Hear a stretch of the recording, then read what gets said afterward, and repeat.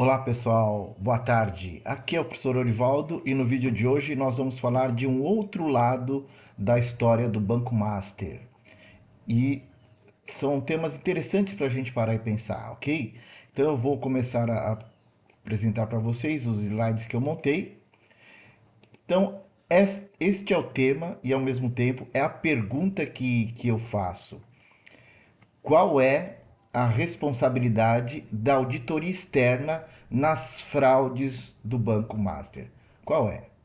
A auditoria externa que auditou o balanço deles de dezembro de 2024 foi a KPMG, uma das gigantes do mundo. Então vamos lá.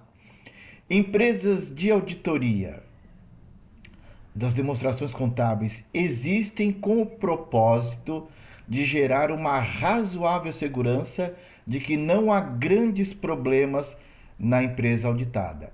Não tem como dar segurança plena, completa, geral e absoluta. Isso não existe. Mas uma razoável segurança é o que os interessados nas demonstrações contábeis esperam. Por isso que o serviço de auditoria é tão caro. Então vamos lá. Começando pelo relatório de auditoria das demonstrações contábeis do Banco Master, database 31 de dezembro de 2024. Nós vemos aqui, logo no segundo parágrafo, em nossa opinião, as demonstrações financeiras acima referidas apresentam adequadamente, em todos os aspectos relevantes, a posição patrimonial e financeira do Banco Master em 31 de dezembro, o desempenho de suas operações e seus fluxos de caixas para o semestre e exercício findos nessa data, de acordo com as práticas contábeis adotadas no Brasil, aplicáveis a instituições autorizadas a funcionar pelo Banco Central. Aí fica um ponto, né? Uai, se estava tudo de acordo, por que o Banco Master foi liquidado extrajudicialmente pelo Banco Central? Continuando, a base para a auditoria dar a sua opinião, isso é de praxe, em todas as publicações do relatório de auditoria vocês verão isso. Então, a nossa auditoria foi conduzida de acordo com as normas brasileiras e internacionais de auditoria. A responsabilidade do auditor pela auditoria das demonstrações contábeis. Somos independentes. Esse discurso ele é comum a qualquer relatório de auditoria. Eles fazem algumas ênfases e eles trazem nessa parte do relatório quais os principais assuntos de auditoria. Então eles falam de um determinado assunto, o banco possui aplicações em fundos de investimentos, tal, e aí como a auditoria endereçou esse assunto para os responsáveis pelo Banco Master, com base nas evidências obtidas por meio dos procedimentos acima. Quais os procedimentos? Por exemplo, recálculos, né? Consideramos aceitável a mensuração a valor de mercado dos fundos de investimentos. Ok. Eles utilizaram seus especialistas na auditoria, fizeram os cálculos e consideraram aceitável. Um outro aspecto importante: provisões ou provisão para perdas esperadas associadas ao risco de crédito. Eles relatam o tema base da sua preocupação e como os auditores endereçou esse assunto. Então, existiu análise individual, recálculos, com base nas evidências obtidas por meio de procedimentos já mencionados, consideramos aceitável a provisão. Então, eles estão levantando pontos importantes e dizendo que cumpriram os procedimentos de auditoria e que consideram aceitável. Depois, em relação à mensuração e à avaliação da titularidade dos direitos creditórios e precatórios. Então, eles fizeram análise dos aspectos formais e processuais do direito creditório e precatório, verificaram o andamento dos processos, a titularidade desses títulos e, por fim, eles dizem, a auditoria dizendo, com base nas evidências obtidas, Por meio dos procedimentos acima resumidos, consideramos a aceitável a mensuração e a avaliação da titularidade dos direitos. Ok. Mais outro ponto levantado: efeitos de transações relacionadas aos investimentos em participações coligadas e controladas. Fizeram avaliação, fizeram recálculo, e aí eles concluem que, com base nas evidências obtidas por meio dos procedimentos acima resumidos, consideramos aceitável os efeitos de transações relacionadas aos investimentos em participações coligadas e controladas, bem como as suas divulgações. Então até aí tá tudo lindo, maravilhoso, né? Aí vem o relato das responsabilidades da administração pelas demonstrações que foram expostas aos auditores para os seus trabalhos. E por fim fala da responsabilidade da auditoria. Está aqui grifado: nossos objetivos são obter segurança razoável de que as demonstrações financeiras tomadas em conjunto estão livres de distorção relevante, independente se causada por fraude ou erro, e emitir relatório de auditoria contendo nossa opinião. Então a gente percebe aí que aparentemente estava tudo bem com o Banco Master na data base 31 de dezembro de 2024. A KPMG diz que seguiu os procedimentos e que não encontrou nada, nenhuma distorção relevante. É complicado, né? O que eles auditaram, né? Auditaram as demonstrações contábeis completas: balanço, DRE, fluxo de caixa, demonstração da mutação do patrimônio líquido, as notas explicativas, todos esses documentos exigidos pelas normas contábeis e também por normas do Banco Central do Brasil. Aqui tem um patrimônio de referência em que o Banco Master dizia ter um índice da Basileia de 11,51, superior ao índice de Basileia mínimo requerido. Ora, se existem fraudes, muito, mas muito provavelmente a Basileia não estava sendo atendida nesse percentual dito aqui, né? Uma pergunta que se faz necessária é a seguinte: a auditoria KPMG teria como identificar a existência de gravíssimos problemas no Banco Master? Contexto geral de evidências, né? A parte normativa, que é um resumo dos procedimentos que a auditoria tem que ter. O objetivo do auditor é definir e executar procedimentos que permitam ao auditor conseguir evidência de auditoria apropriada e suficiente que lhe possibilitem obter conclusões razoáveis para fundamentar a sua opinião. Nesse sentido, a evidência inclui as informações contidas nos registros contábeis que suportam as demonstrações contábeis e também informações obtidas de outras fontes. Outro sim, existem dois aspectos relacionados às evidências que são fundamentais para obter uma evidência útil. São eles a suficiência e a adequação. Ambos estão interrelacionados. Com relação à suficiência, a suficiência é medida da quantidade da evidência, assim ela é afetada diretamente pela avaliação do auditor dos riscos de distorção relevante. Além disso, a suficiência é afetada inversamente pela qualidade da evidência. Dessa forma, a obtenção de mais evidência não compensa a sua má qualidade. A adequação. Por outro lado, a adequação é uma medida da qualidade da evidência, isto é, a sua relevância e confiabilidade. Nesse contexto, a relevância trata da ligação lógica ou influência sobre a finalidade do procedimento e, quando apropriado, a afirmação em consideração. Ademais, a relevância pode ser afetada pela direção do teste. Continuando em relação à adequação. De outro modo, a confiabilidade é influenciada pela sua fonte e sua natureza e depende das circunstâncias individuais em que é obtida. Assim, geralmente, obtém-se mais segurança com evidência obtida a partir de fonte ou natureza diferentes. Continuando em relação à adequação, generalizações sobre a confiabilidade estão sujeitas a exceções, mas existem algumas premissas que podem ser úteis, quais sejam: a confiabilidade é maior quando a evidência é obtida de fontes independentes fora da entidade. Evidência gerada internamente tem maior confiabilidade quando os controles relacionados à entidade são efetivos.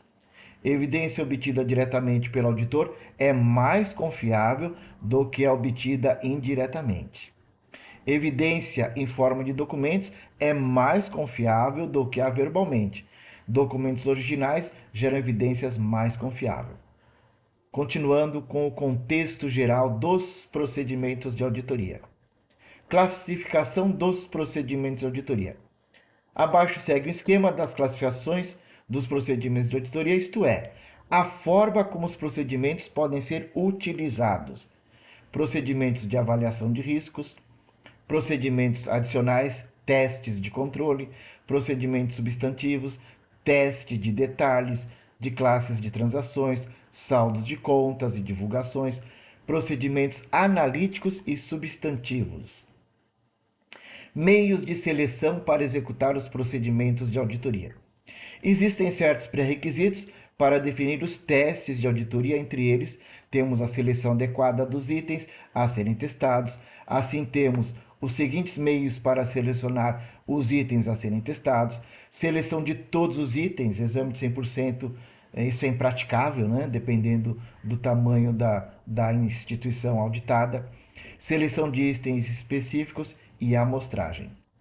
Nesse sentido, o auditor deve escolher o meio que seja mais eficaz para aquela auditoria. Além disso, também é dever do auditor determinar a abrangência e o volume de testes a serem aplicados, baseando-se na materialidade, aspecto de relevância pré-definida. Mais algumas informações em relação à seleção. Quando cada meio de seleção é apropriado, um exame de 100% pode ser apropriado quando, por exemplo, a população constitui um número pequeno de itens de grande valor. Há um risco significativo e outros meios não fornecem a evidência apropriada o suficiente. A natureza repetitiva de um cálculo ou outro processo executado automaticamente por sistema de informação torna um exame de 100% eficiente quanto aos custos. É improvável um exame de 100% no caso de testes de controles, contudo, é mais comum para testes de detalhes. Mais um pouquinho sobre seleção.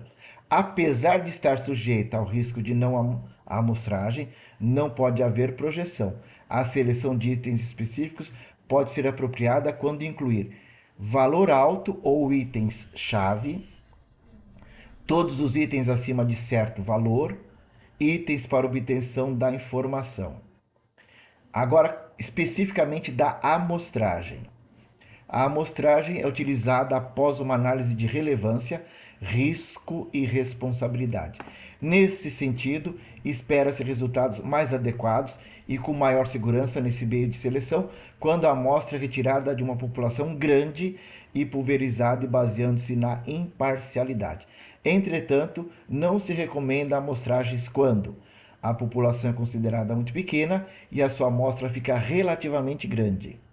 As características da população sejam de fácil mensuração, mesmo que a população não seja pequena, e quando há necessidade de alta precisão. Principais procedimentos de auditoria.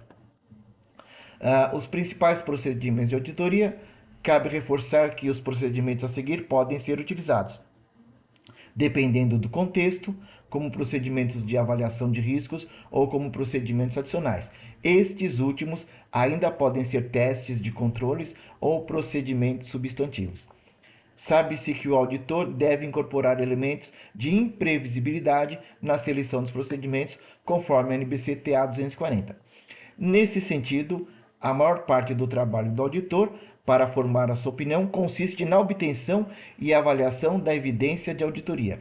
E os procedimentos de auditoria para obter evidência de auditoria podem incluir a inspeção, observação, confirmação, recálculo, reexecução e procedimentos analíticos, além da indagação.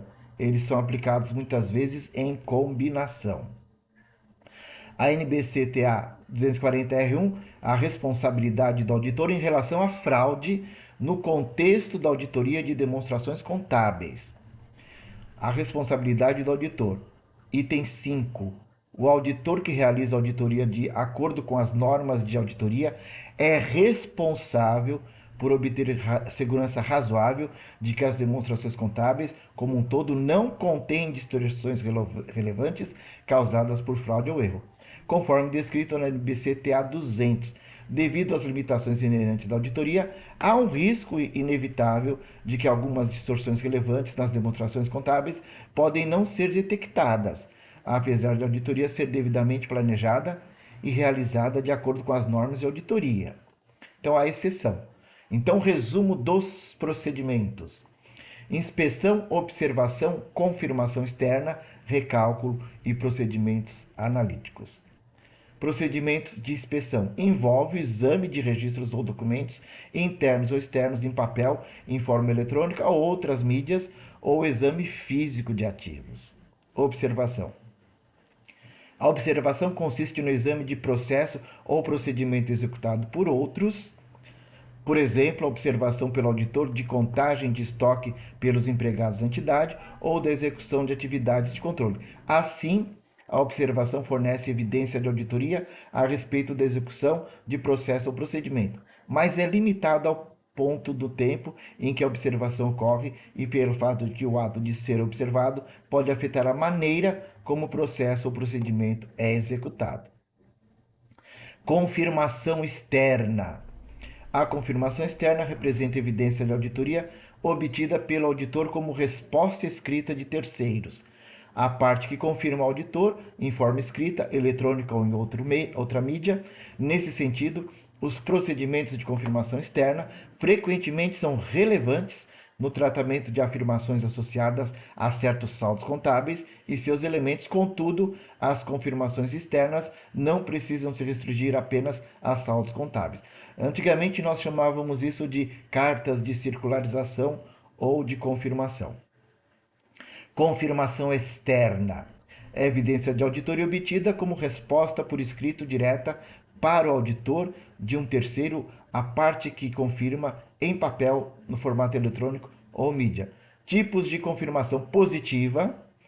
A parte que confirma responde diretamente ao auditor se concorda ou discorda das informações na solicitação ou fornece as informações solicitadas. Confirmação negativa. A parte que confirma responde diretamente ao auditor, somente se discorda das informações fornecidas na solicitação. E resposta não recebida pode ser porque a empresa não quis responder, isso acontece, ou por problemas com relação ao endereçamento, com entrega pelos correios ou outros meios de entrega. Outro procedimento de auditoria, recálculo, consiste na verificação da exatidão matemática de documentos ou registros. Nesse contexto, o recálculo pode ser realizado manual ou eletronicamente. Reexecução envolve a execução independente pelo auditor de procedimentos ou controles que foram originalmente realizados como parte do controle interno da entidade. Procedimentos analíticos. Os procedimentos analíticos consistem na avaliação das informações feitas por meio de estudo das relações plausíveis entre dados financeiros e não financeiros. Assim, os procedimentos analíticos incluem também a investigação de flutuações e relações identificadas que sejam inconsistentes com outras informações relevantes ou que se desviem significativamente dos valores previstos. Indagação consiste na busca de informações junto a pessoas com conhecimento, financeiro ou não financeiro, dentro ou fora da entidade. Dessa forma, as indagações podem incluir desde indagações escritas formais ou até indagações orais informais. Ademais, a avaliação das respostas às indagações é parte integrante do processo de indagação. Por fim, ressalta-se que a indagação é um procedimento muito utilizado em toda a auditoria. Ok, pessoal, então qual é a lógica disso tudo, da norma ser tão detalhada? Se a empresa de auditoria independente, que faz auditoria das demonstrações contábeis, seguir todos os procedimentos, é grande chance dela encontrar problemas por erros ou até por fraudes. Então, o que eles auditaram basicamente? Os ativos que estão no balanço, os passivos, a DRE, as outras peças de divulgação, as notas explicativas, documentos, saldos, confirmação de informações, tudo isso foi feito. Agora, quando a gente vê as matérias que estão sendo divulgadas, nesse caso aqui eu peguei uma matéria divulgada pelo UOL. É investigado, entre outros crimes, sob suspeita de gestão fraudulenta de instituição financeira, emitir, oferecer ou negociar títulos ou valores mobiliários falsos ou falsificados e integrar organização criminosa. A investigação da Polícia Federal e do Ministério Público Federal sobre a gestão do Banco Master detectou indícios de que a instituição comandada por Daniel Vorcaro vendeu 12,2 bilhões em carteiras de crédito inexistentes ao BRB, o Banco Público do Distrito Federal, e entregou documentos falsos ao Banco Central para tentar justificar o negócio. Foram essas informações que resultaram na Operação Compliance Zero, deflagrada nesta terça-feira, 18, pela Polícia Federal, e que prendeu Vorcaro e afastou o presidente do Banco Regional de Brasília, Paulo Henrique Costa. Então, se a Polícia Federal, que não é especialista em auditoria, conseguiu identificar essas fraudes, não sei, estranho. Porque esses problemas no Banco Master não são atuais. Então, a empresa KPMG de auditoria independente, observando aos procedimentos de inspeção, observação, confirmação externa, recálculo, procedimentos analíticos e indagação, não encontrou nada significativo. Se todos os procedimentos foram seguidos, por que a KPMG não conseguiu encontrar os jabutis escondidos no Banco Master, nas demonstrações financeiras de 2024? A investigação feita pela Polícia Federal são fatos agora em 2025. Mas o Banco Master já tinha problemas, ok? Continuação da matéria divulgada pelo UOL. Ao descobrir o rombo no balanço do Master, o Banco Central determinou que o BRB desfizesse a operação para recompor a sua liquidez e reorganizar seu balanço. Essa foi uma das exigências feitas pelo BC durante a análise da operação da proposta do BRB ao Master. Segundo a investigação, o BRB transferiu cerca de 12,2 bilhões ao Master no primeiro semestre de 2025 para a compra de carteira de crédito, antes mesmo de formalizar a intenção de comprar o banco. Quando o Banco Central analisou o negócio, constatou indícios de que essas carteiras de crédito eram falsas, ou seja, simplesmente não existiam. Segundo as investigações, foram produzidos documentos com data de 2024 para tentar justificar o negócio, mas a assinatura eletrônica era de abril e maio de 2025, período no qual o BC pediu informações sobre as transferências de recursos do BRB para o Master. Conforme ainda a informação do UOL, a hipótese investigada levantada é a de que a solução do Grupo Master para aportar recursos muito superiores à sua produção histórica e que fossem capazes de cobrir o rombo de 12 bilhões consistiu em se associar ilicitamente a uma sociedade de crédito direto, com o objetivo de inflar seu patrimônio artificialmente por meio da aquisição de carteiras de crédito inexistentes e revendê-las ao BRB, diz a decisão judicial que autorizou a operação. Nesses documentos falsos foram usadas as informações de duas associações ligadas a Augusto Lima, também sócio de Vorcaro, no Banco Master. O objetivo seria simular a existência de carteiras de crédito consignado bilionária. Então, a questão aí, outra pergunta, a auditoria cumpriu à risca todos os procedimentos de auditoria e mesmo assim não viu nada? Porque é possível que a KPMG tenha sido extremamente profissional. É possível. E que o pessoal do Banco Master construiu uma fraude tão bem construída que conseguiu enganar a KPMG. Porque os problemas do Banco Master não são de 2025, são anteriores. Mais uma pergunta: os profissionais do Banco Master enganaram a auditoria KPMG e ela não se deu conta disto? Ou então podemos ter outros problemas? Não estou afirmando nada, estou perguntando quais problemas, como conluio ou incompetência. É complicado, porque se existe auditoria das demonstrações contábeis para gerar uma razoável segurança para os interessados em tais demonstrações, então a KPMG falhou. Um outro detalhe, eu mantenho a posição de que é possível que a KPMG tenha sido extremamente profissional e o pessoal do Banco Master enganaram a auditoria. Então, qual é o ponto em relação a este item? Todas as pessoas prejudicadas pela fraude no Banco Master podem ir à justiça contra a KPMG, porque confiaram, acreditaram na auditoria feita nas demonstrações contábeis do Banco Master. E o que a KPMG vai ter que provar perante o juiz? Que ela seguiu à risca todos os procedimentos de auditoria.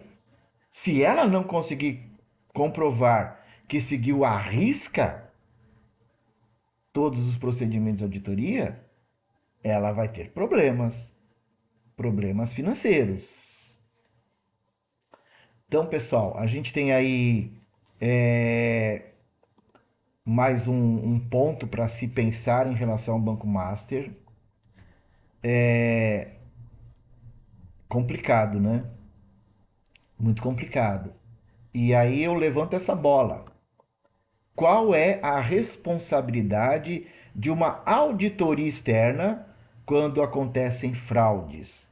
E não são poucas, né? Se você lembrar que quando teve a gigantesca fraude nas lojas americanas, a empresa de auditoria que auditava as americanas não apontou nenhum problema. Então, ou o pessoal dessas empresas, como Americanas, como o Banco Master e tantos outros, são extremamente perfeccionistas em praticar crimes e enganar auditores, ou podemos ter outros problemas, sem afirmação nenhuma, porque eu não sou nem louco de afirmar isso, mas pode existir conluio ou incompetência.